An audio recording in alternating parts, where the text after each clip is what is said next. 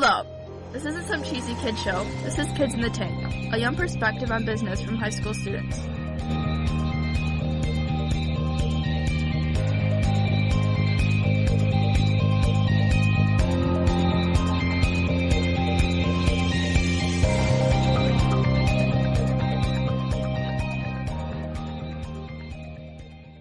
Welcome to Kids in the Tank. I'm Caitlin, and with me in the tank are Michael, Jenna, and Jack.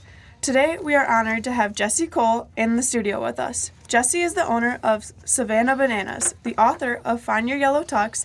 He is a keynote speaker and the host for the Business Done Differently podcast. Jesse, you are officially in the hot seat. Oh, I'm ready to rock. All right, sweet. So, Jesse, this is just a wild guess, but is your favorite color yellow? That's an easy one. That's all I own is yellow. Hey Jesse, it's Jenna here. What led to you purchasing the Gastonia Grizzlies and then forming another team, and how has this affected your life? What led me to purchase the Grizzlies and how it impacted? Let's make sure I hear you. Yeah. It was my first job that I ever had right out of college, 23 years old, and I was able to turn around the franchise and make it successful by doing tons of crazy different things. And I fell in love with it. I fell in love with the community, and I wanted to be a part of it. So I treated myself as an owner at 23. And when the former owner said, hey, he wants to sell it, he came to me first. And I decided to go from zero debt to first hundreds of thousands of dollars of debt. And then when I bought Savannah, over $1 million in debt. So it's impacted my life dramatically. It's my passion. It's what I love. Everything we think about is impact. And we've been able to impact over 1 million people at our ballparks, and that's everything that drives us. I think about it. We have almost 200 employees, and it's been amazing. It's been a great life, and I'm enjoying it every day. Well, that's awesome to hear. Hey Jesse, this is Mike. Hey, Mike. I got a question. How often do you wear your yellow tux? And on top of that, how many do you own? I wear my yellow tux every single day. I actually own 7 of them. And, the thing I look at it, it's actually my uniform. I played baseball my whole life, and I have my uniform. When I put on my uniform, it's game time, and it's ready to rock. I'm ready to rock. So when it comes to my yellow tux, when I put it on, it's showtime. And I believe everyone, no matter what you do, you're always on stage. And when I'm wearing my yellow tux, I know I'm on stage, and I got to bring energy, bring fun, and build people up. And that's what I do. So I wear it every single day. People think I'm crazy, but I love it. Yeah, and you have one for every day of the week. It's perfect. Yes, exactly. That's awesome. So on LinkedIn, it says that your mantra is, whatever's normal, do the exact opposite. How do you fulfill this in your everyday work and personal life? Great question. So I think whenever we look at something like, hey, it's always been done that way, or this is how everyone else is doing it, and just try to be a little bit better. When everyone says they want to be just a little bit better or do a little bit faster or a little bit quicker, that immediately turns me off. It's the crazy things. It's the things that aren't normal that really drive success. You think about the biggest innovators. I mean, think about going 15 years ago and saying, you know what? I'm going to go live in someone's house as a stranger. Instead of going to a hotel, I'm going to go into someone's bedroom and stay there. And now Airbnb is a $40 billion business. Well, how about this? Instead of I'm going to get in a cab, I'm going to have a stranger pick me up in their car, and I'm going to Uber somewhere else. Yeah. And it's all on my phone. Those were not normal ideas. Those were crazy ideas. And I think that's what really drives innovation, is thinking outside the box. I tell everyone, outthink, don't outspend. And you got to be creative. So whatever you're doing, think about it. Normal gets normal results. If you're like everyone else, you're in trouble. So that's why our baseball team, we try to be the only one with dancing players, a breakdancing first base coach, a pep band, and everything we do is what can it be different. Yeah, you surely are following your mantra of doing the exact opposite. All right, Jesse, it's Jack. How did you know that doing the exact opposite of what was normal would work? And was it risky to start doing other things completely different than other successful entrepreneurs? And if so, how did you handle it personally? The way I look at everything is to think like a reporter.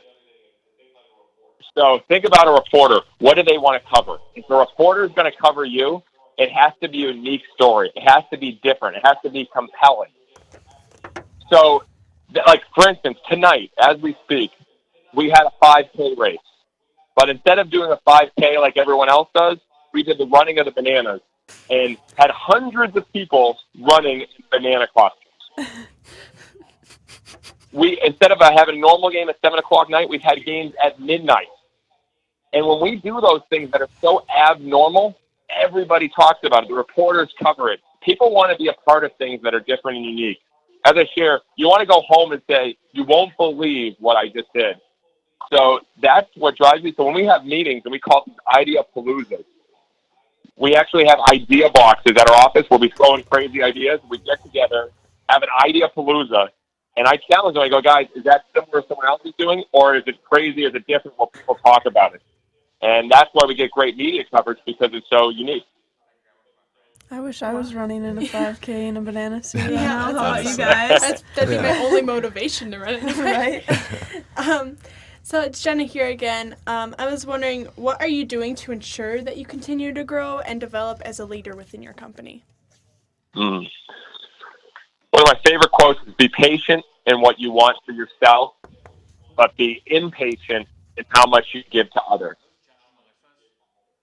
The only way that we can grow, and the only way I can grow as a leader, is that if I'm investing my time and energy in the people that we work with, and our people, and our employees. So the way I can do that is I first have to invest in myself and surround myself with the best people. So I'm reaching out to the most successful entrepreneurs, authors, and asking questions constantly. I'm hosting a podcast where I'm interviewing brilliant people. And I'm trying to use what I learned from that in different books and share that with our people so I can build them to be leaders. Because nobody can build something by themselves. You have to have great people around you. So our ability to grow will be determined by how much we all grow as leaders, not just myself. Wow. Thank you for answering our questions, Jesse. We will now be moving on to our next segment, Flip It, where you will be asking us the questions. Love it. Love it. All right. This is why I'm so excited. On my podcast, every episode, I have a segment called Flip the Script. And I tell them that they are the hosts of Business Done Differently. They have to ask me questions. So I am thrilled by this. So here's where I want to go to you guys. I am fascinated by attention. I am fascinated by what gets people's attention, because I'm constantly trying to create attention for our business. So I want to ask questions based on your attention, and you guys can all jump in. What social media platform are you guys using the most right now? Snapchat, Instagram. I'd have to For say sure. Snapchat. Yeah, I'd agree with that. Facebook, I feel like it's not a top contender anymore with like kids our age. Yeah. Facebook is more like for all family members. Well, It's more like for like my mom.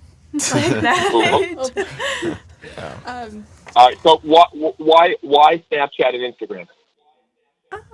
It's fresh. It's like it's updated. It catches our eye. And it I always think. changes. Yeah. Yeah. Even though we don't always like So- the changes. So which people are you guys following? I know you guys have probably hundreds or thousands of followers, but which people on Instagram do you love following the most? Like, what type of content, what type of things are they putting out? Give me some examples. I'm intrigued by this. Well, definitely friends, and then like funny pages, like memes. Yeah.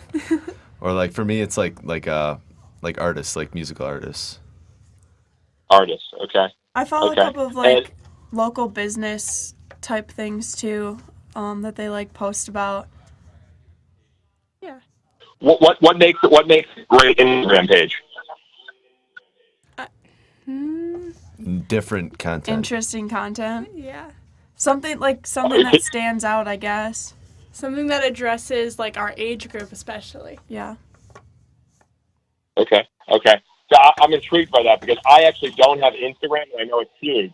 So I'm trying to see is it are Instagram stories more popular than regular Instagram pictures? What type of photos are creating most interest? I think it'd be a good branding to help you get out there on Instagram. I think it would and be very produce a beneficial. following through that. Yeah. You'd definitely get a lot more attention. At least from like kids like our age. Yeah. Yeah, definitely. Well, everything ages up. Facebook used to be very popular for young people, and now it's older. Everything ages up. Mm-hmm. Okay. I want to keep going on attention. All right. Favorite TV shows right now? The Office. The Walking Dead. These Netflix originals actually got me right now. I've been watching a couple different ones, and like Netflix is stepping up their game. Oh yeah, for sure. Okay, so Netflix. So it's for you guys. It's all on demand. You don't watch TV. You watch on demand on Netflix. Right. The commercials are too much. I personally don't like even have cable anymore. Like I just watch Netflix. Yeah. And then you can watch it whenever, like on your own time, so you don't have to worry about missing a show. Mm-hmm. Fascinating.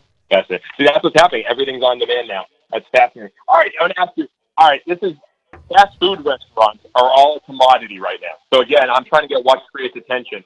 What if there's a fast food restaurant you guys go to? Which one is it? And why?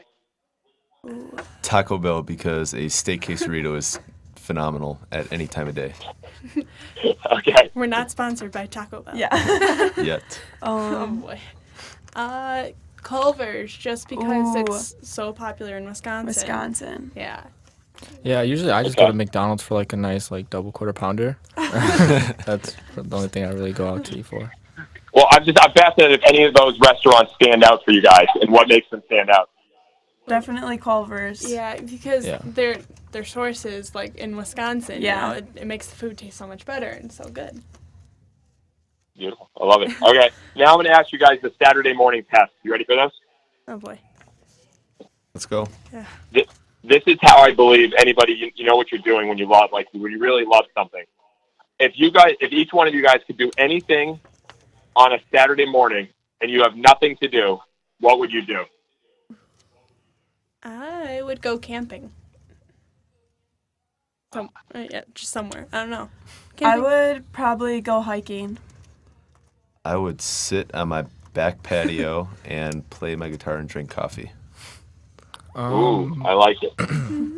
I think I would just go skydiving because that's like one of my biggest fears. Right. Oh, okay. And that's something I really need to get over because I actually flew in a plane and that was kind of scary. But then afterwards, when I landed, I was fine. Okay, well, there's a difference between flying in a plane and jumping out of one. Yeah. Yeah, true. You're right. Oh, that's cool. So this may be the same kind of answer. So if you could write about something, research something, do videos about something, produce content about something, what would it be for you guys? That's a hard question for me. I mean, like the things that I really love, anything that I would do about it would, for the most part, be redundant. I can definitely see you making some fishing videos. Yeah, I could see that too. As you're wearing a Bass Pro Shops hat. Yeah. I don't know. The thing I would write about the most is like, sociology, looking at people in groups and how their activity changes as years go on, I guess. That's what I'm most interested in. Good. Yeah. What else? I know we're missing a few. Yeah. Oh, I mean, I really can't different think of good anything good. Like, Keurig blends for coffee. what? What? I don't know. Potato chip coffee. That, No. That sounds gross. Yeah. But not to everyone. Oh, boy. That's just you, Jack. These are hard questions, Jesse. Yeah, that's a hard one. Well, I'm sorry. I guess what I'm fascinated by is what things that you guys are really interested in, because there's such a need for people that are passionate about things. And now each one of you guys, you mentioned Instagram, Snapchat, we're all our own media channel. Mm-hmm. And if you're passionate about something and just start talking about it on camera or write about it, it's a way to really create an unbelievable following. And it doesn't have to be something big. It could be Keurig coffee. It could be fishing. It could be skydiving, whatever that is. It's just a really interesting concept. And if I was you guys in high school, I'd start pursuing some of the things I love and just start talking about it. Because that wasn't available when I was a kid. Okay, so I thought of mine. Okay. I would talk about the camp that I go to in the summer. It's a camp for kids who have a parent who's had cancer, and this will be my 8th summer. and just it's like a life-changing experience for the kids and the counselors. The counselors are college students, and it's like a national program, and it's free for like all the kids to go to camp each summer. So it's definitely something I've become passionate about, and why I chose the college that I wanted to go to, and keep going with the program. That is That's awesome. That's awesome. Can I ask 3 more questions, or is my time almost up? No, you're Go good. for Keep it. going. All right, sorry, you guys. You gave me the moment. I'm going to flip it all the way. All right, this is a question I ask on every one of my shows, called Magic Moment. Oh boy. If there's one moment so far in your life that you'll never forget, what is that? Oh my god. I don't know. I feel like I haven't even been alive for that moment yet. Honestly.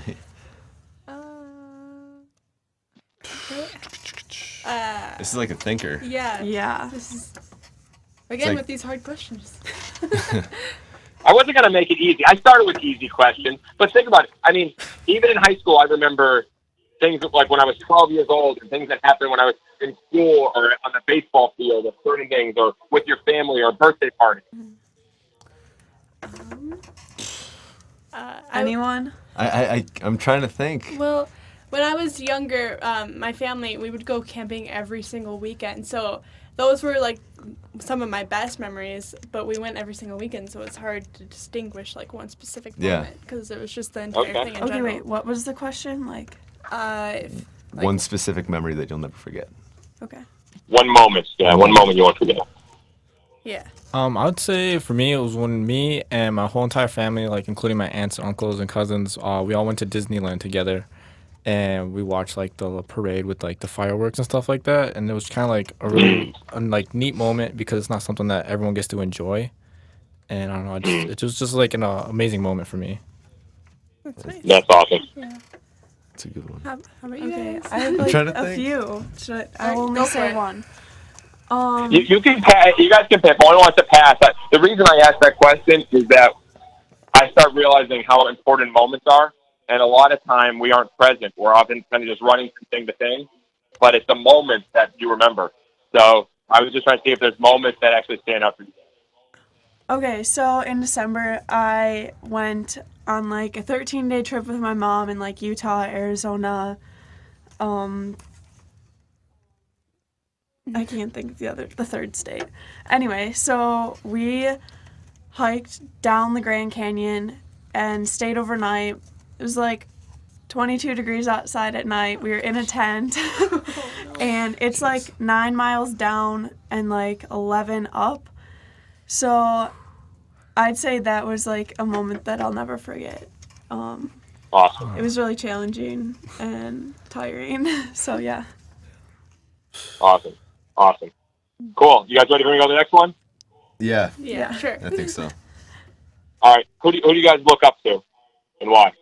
Ooh, my parents. I mean, they've always been my role models, motivating me to do my absolute best because that's what they've demonstrated to me over the years. So, yeah. Yeah, I probably look up to my grandma, actually. Just because she's always like so like positive and just energetic about whatever she does, and just me and her have a really good relationship, and yeah, she's just someone that I kind of hope to be like. That's awesome. I think I would say would actually be my mom because she's always been like my rock for me. Like if there was ever something wrong, she was always there, and if she couldn't solve it, she would tell me to just figure it out. And that would used to like get me so frustrated. Like I was like, Mom, like I need your help. Like there's a reason why I'm asking you. And then she's like, well, you got to figure out something you got to do on your own. And I mean, I feel like that brought the most out of me because that like made me actually think for myself and actually act upon things that I could only change. Awesome. I'd also have to say my mom for many different reasons. So I'll just keep that short. Nice. No, that's great. Parents, that's awesome. All right. Now, I could give you a really easy one to finish, but I'm not going to do that because you guys gave me the opportunity, okay? All right. Awesome. This is a question which I don't expect any of you to be able to answer, and if you got to pass, that's fine. It's a hard one. it, but I ask it at the end of every one of my shows. And I end my book with it. And it can be simple. You can say a word or two. But how do you guys want to be remembered?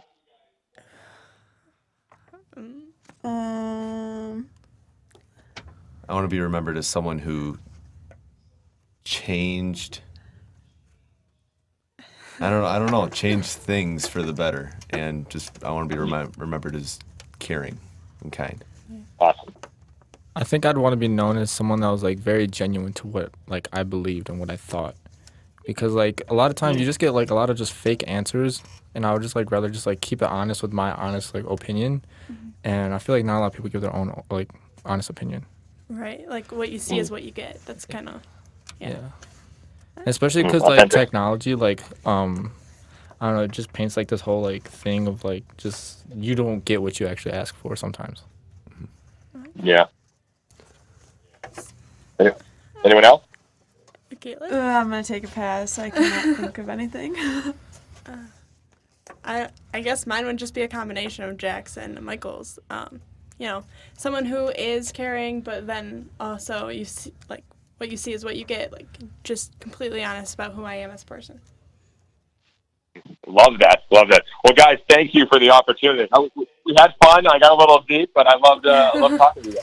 Yeah, Jesse, thank awesome. you so much for joining us on the phone. We appreciate your insight. Yeah, thank you so much. Thanks, Thank Jesse. you, Jesse. Thanks, you guys. Thanks, guys. Keep standing out.